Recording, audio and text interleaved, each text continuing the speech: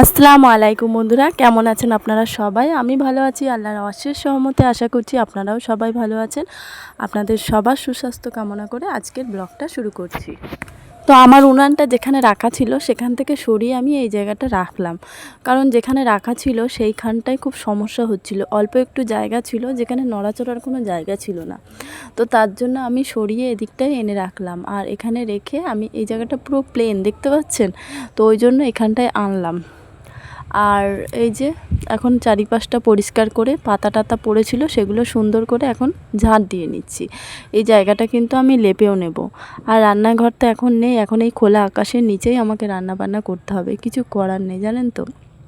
এখন কবে আল্লাহ দেবে তারপরে হবে, তারপরে রান্না বান্না করব। তো একটা রান্নাঘরের খুব শখ, জানি না কবে পূরণ হবে, বিশেষ করে এই যে মাটি উনানে রান্না করার জন্য। যাই হোক, এবারে চলে এলাম উনুনের ছাইগুলো তুলে নিতে। তো এই ছাইগুলো দিয়ে না আপনারা যদি বাসন মাজেন, ছাইয়ের মধ্যে একটু সার্ফ মিশিয়ে নেবেন, মিশিয়ে তারপরে কিন্তু বাসনগুলো মাজবেন, বাসনগুলো একদম চকচক করবে। একটু সার্ফ মিশিয়ে নেবেন, দরকার পড়ে একটু বেকিং সোডা মেশাবেন, একটু ভিনিগার মিশিয়ে নিয়ে মাজবেন, একদম থালাবাটি কড়ায় পুরো চকচক করবে। তারপরে একটু মাটি নিয়ে নিলাম, একটু পানি নিয়ে নিলাম, পানিটাকে গুলে নিলাম, নিয়ে চুলোর কোনাগুলো না, উনানের কোনাগুলো একটু ভেঙে ভেঙে গেছে, তো ভাবলাম ওইগুলো একটু সুন্দর করে আজা দিয়ে দিই, তো সেটাই করে নিচ্ছিলাম। আর এই আশেপাশটাও আমি কিন্তু ভালো করে লেপে দেবো। এই যে খোলা আকাশের নিচে রান্না করা, কী বলেন তো, চারিদিক দিয়ে একটা হাওয়া আসে, তো বারবার উনানটা লিভে যায়। তো নিভে গেলেও তো আমার কিছু করার নেই, না রান্না করতে হবে। তবে এখন যেহেতু সমস্ত কিছু শুকনো, তো অতটা সমস্যা আমার হচ্ছে না। মানে আপনারা দেখতে পেয়েছেন উনুনটা কত ভালো জ্বলে আর কত সুন্দর আমার রান্না হয়ে যায়, তো কোনো অসুবিধা হয় না। আমরা যেহেতু মধ্যবিত্ত, আমাদের এইভাবে কষ্ট করে চলতে হবে। সবেমাত্র ঘরে হাত দিয়েছি, ঘরে প্লাস্টার করে এখনও বসে আছি, রং করতে পারছি না, ঘরের মেঝে করতে পারছি না। তার উপরে যদি এখন আমি রান্নাঘরে হাত দিই তাহলে আর কোনোটাই সম্ভব না। তো আগে ঘরটা হোক, ঘরে উঠে যায়, তারপরে আস্তে আস্তে রান্নাঘরটা করব। রান্নাঘর বলতে এখানে চারিদিকে 4টে বাঁশ দিয়ে উপরে একটা ছাউনি মতো সুন্দর একটা করার ইচ্ছে আছে, যেটা আমার শখ বলতে পারেন। তো জানি না কতদিনে সেটা পূর্ণ হবে, তো দেরি আছে সেই সব।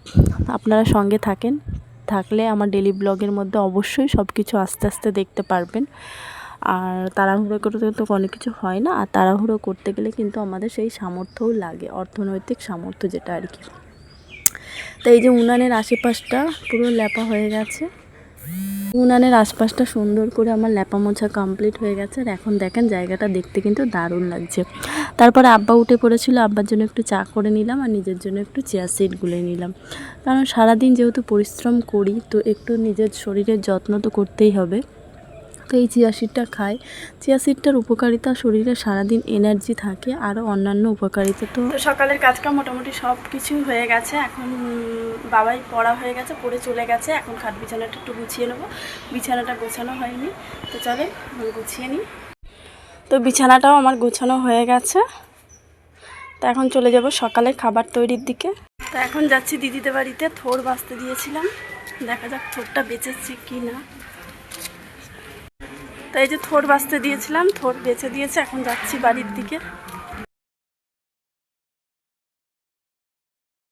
এখানে বাছাকোটা আমার সমস্ত কিছু কমপ্লিট হয়ে গেছে। আর করে নেব হচ্ছে থোর চচ্চড়ি, আলু ভাজা, ছোটো মাছ দিয়ে আলু দিয়ে একটা চচ্চড়ি করব, আর ডাল করব, আর বেসনের পেঁয়াজি করে নেব। যেহেতু আজকে অনেকটাই পান্তা আছে, তো আমি আপনাদের দাদাভাই কিন্তু একটু পান্তাই খাবো।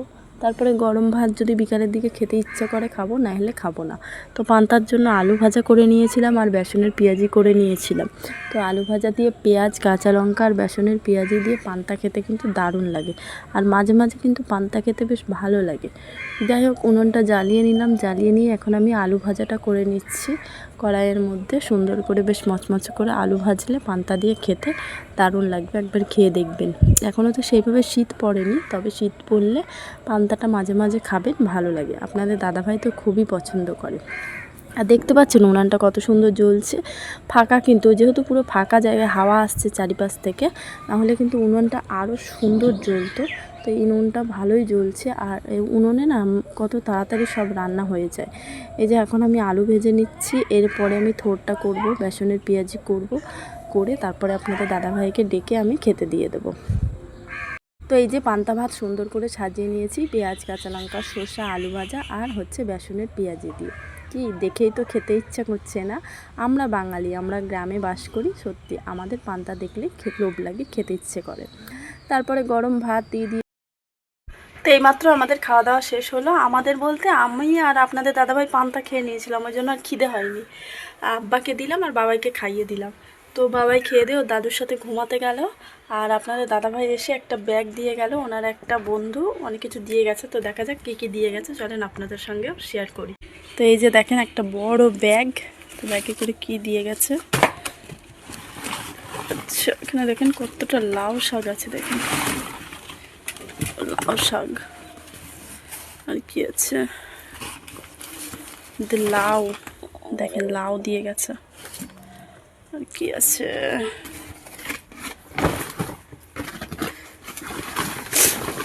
লাউ শাকই আছে, আরও আছে দেখেন, দাঁড়ান